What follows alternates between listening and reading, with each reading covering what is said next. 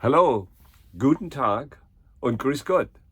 Today is Friday, April 21, 2023. I love Fridays. Fridays have always been my favorite days. Sundays, the least favorite, because Friday, you always look forward to the weekend. And Sundays, here it is, maybe you have to take an airplane, for a business meeting or something, or a red eye or so. And, then you had to get to the airport and all that kind of stuff.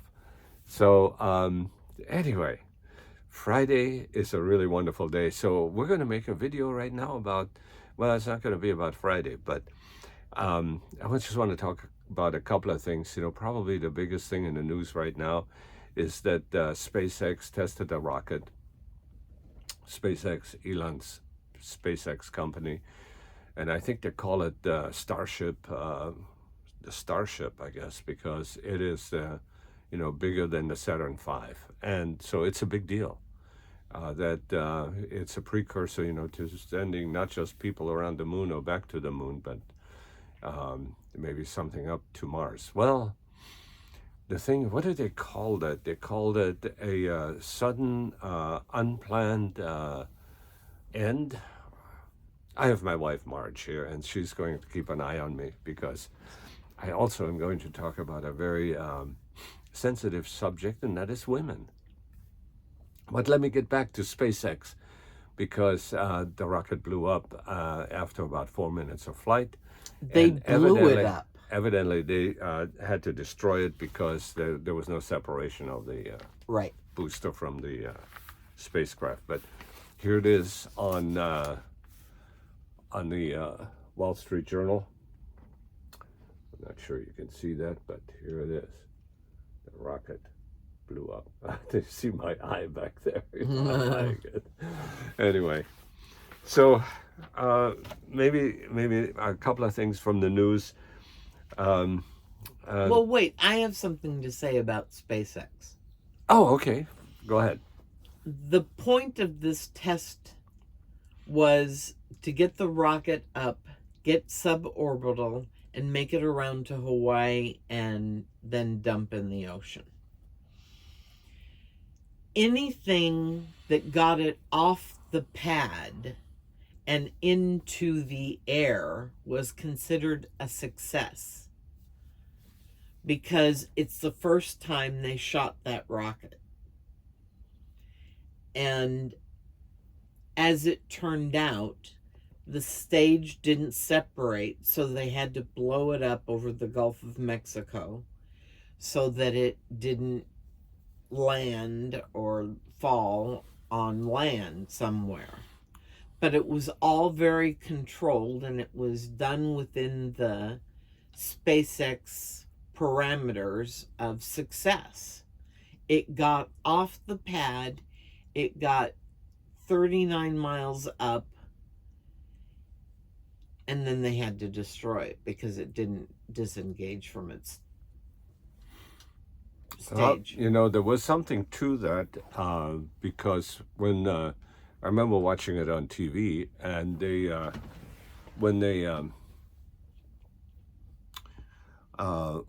they blew the rocket up, they all cheered, so it must have been something. Well, thank you very much for this very concise explanation. You might not gather this from this particular segment, but maybe you have. Marge is a huge fan of Elon Musk, and anything he does is practically okay with her, And but not irrationally. Of course not. Nobody would accuse you of being irrational, Mom. Would I want to die? Anyway, thank you very much. But one more thing here on the news. The Pentagon classified documents were leaked by a 21-year-old airman in the Air Force Reserve, and that has also hit the news in a big way.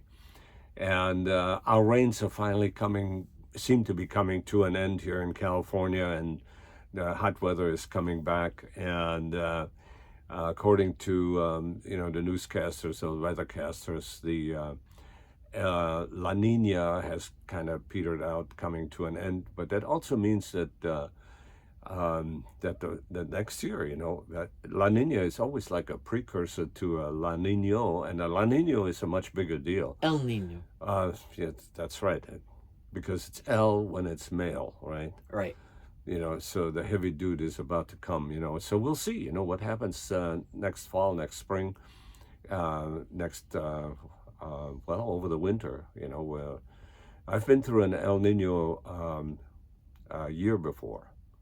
And that was in the 1980s, and it was flooding everywhere. As a matter of fact, Bullhead City, and that whole area of Arizona and Nevada, was flooded. People had 4 feet of water in their house. It was a disaster, But right now, if we have such an event, there is Lake Mead, and some of the other lakes up, like Powell upstream, of the Colorado River. They really love to have some rain because their levels have been drained, over the last few years.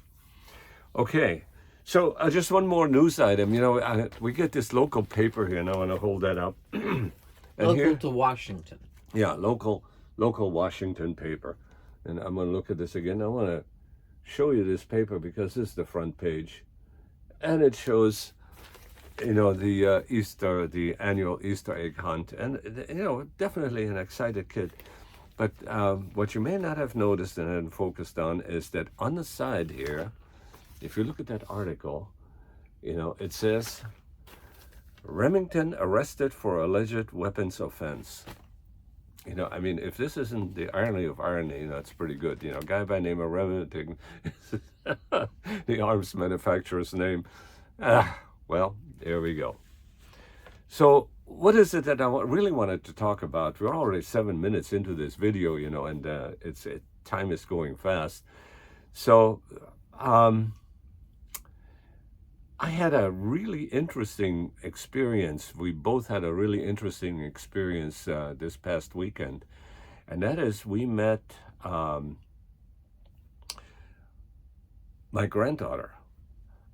A granddaughter that we didn't know existed, so it was really interesting. Her name is Ashleigh, and my son in Washington, my son Michael, introduced us to his daughter, and he also didn't know that it existed, and it's really an interesting story. So I've been in communication with her slightly, and she says, it is really bizarre. So she understands it. She's a highly intelligent young woman, very accomplished, degreed and all that kind of thing. 31 years old. Very well spoken. It's 31 years old. It was born the day before my son Patrick's birthday, so I pointed out to her, since she was born on the 25th of October in 1991. Patrick's birthday is the 25th. No, it's the 26th. See, now I'm going to be confused. But anyway, if Patrick's birthday is the 25th, hers is the 26th. I thought it was the other way around. I think it is. And, well, in any case, I did determine that she was born exactly on the 100th anniversary of the gunfight at OK Corral, and in Tombstone, which is world famous and has been talked about in the movies and books and whatnot. So she was born exactly. And I know that Patrick was one day off, okay? It's terrible that I can't remember my son's birthday, but I always thought it was the 26th, but maybe not. In any case, so they're exactly the same age within one day. So, Ashleigh, wonderful. So that kind of led me to thinking about... Well, tell how you found her. Well, it turns out that we asked her about, how she came to this knowledge that she is daughter of Michael.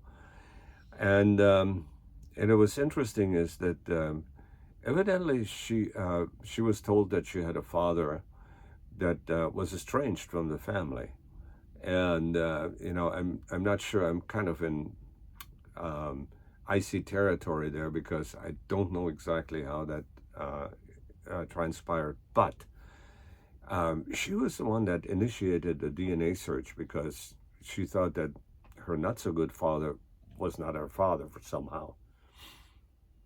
And sure enough, the DNA found other people, and I guess she found me first. Mm-hmm. Which then, well, this is this old guy. It can't be my father, or maybe it could be. I don't know. But I didn't have anything to do with the family. But they found out that Michael had dated the mother, and by the way, clearly the resemblance is She looks absolutely, just like Michael. yeah, absolutely evident, Uncanny. resemblance. So there's just no doubt about it when you just look at the two of them. So anyway, so that was about it, wasn't it? So we met her and we had a couple of days together. It was really wonderful. So, but it turns out, that this DNA search situation is really going to uncover a lot of interesting things. For instance, there were these people, this family living in Belgium, and they knew that they were descendants of Beethoven. Okay, and but it was interesting because their father, they knew about Beethoven's father, and so they were descendant, and they could trace their lineage to the father. Well, it turns out that upon his death, some locks were cut. And so we do have Beethoven's DNA. And very recently, the DNA was sequenced, so, and the relatives, of course, gave their DNA to be sequenced. It turns out they're not related to where they thought were they related. Oops. So they're not related directly to Beethoven, and they're clearly related to the father, who was not Beethoven's father. So, so it turns out, that, the women are not always truthful about, who the father is. And maybe sometimes they don't know. But there is something going on right now between Matthew McConaughey and Woody Harrelson. They kind of look like brothers, and I think Woody Harrelson thinks that he was talking to his mom, or was talking to McConaughey's mom. Anyway, the mom says, "Well, I knew your dad," and of course they immediately turned it into the biblical knowing, And so Harrelson and McConaughey, they think they're brothers, but McConaughey doesn't want to do a DNA search, to confirm that. So the mystery goes on. But this is something that's evidently written in the DNA of females, because they do get around. Jane Goodall, for instance, discovered that the chimpanzee tribes kind of keep to themselves, and they actually go to war with each other. They're very much like human, the Russians, and the Ukrainians, or the French or the Germans, and that kind of thing. But the women have had to have snuck away to the enemy tribe, yeah, because they found out, that some of the babies they had, were actually DNA to people from the other tribe. So that's been going on. So that's it's kind of written in the DNA of women, to fall in love somewhere else sometimes. Not like men ever do that. Well, the reason, since I wanted to talk about women, I had to make sure that I have my woman right here to defend womanhood. But anyway, the things, that we always think, that, well, these are your parents that may not necessarily be so, because that's how it is, So another thing that's happened is, it's been observed, that when those tribes, the chimpanzee tribes go to war with each other, sometimes they really hand-to-hand combat, and then they have standoffs where they're just yelling at each other and stuff like this. Very human-like, actually. And you know, it's like Monty Python, and the guy yelling from the castle, "You swine," So anyway, these guys are yelling at each other, and so pretty soon, some of the females, sneak away, and this is a good-looking chimpanzee and so forth, Got to keep and that DNA going. and then pretty soon they're all getting together, and having a party, So they're the peacemakers. In any case, yeah, so we have a 15-minute video, and I think this is basically what I wanted to talk about. I'm looking at my notes here, the La Nina. I think I covered everything, unless you have something that you want to particularly put in there, because That was all the bad-mouthing you wanted to do for women?